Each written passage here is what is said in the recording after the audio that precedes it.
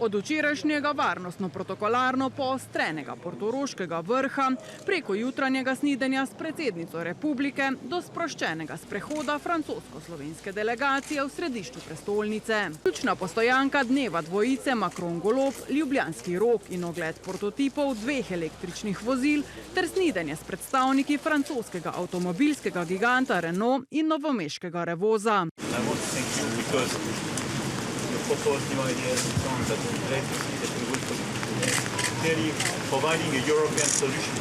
Pohvale na račun tudi električnega Twinga, ki bi ga v Novem mestu serijsko začeli proizvajati v začetku naslednjega leta. Gre za tovarno, ki bo edina v Evropi izdelovala ta model, s katerim namerava Evropa konkurirati cenejši konkurenci iz sveta. Non produire la Twingo électrique, et ce qui permet à un grand constructeur européen d'être au cœur de cette transition que j'évoquais, le véhicule électrique.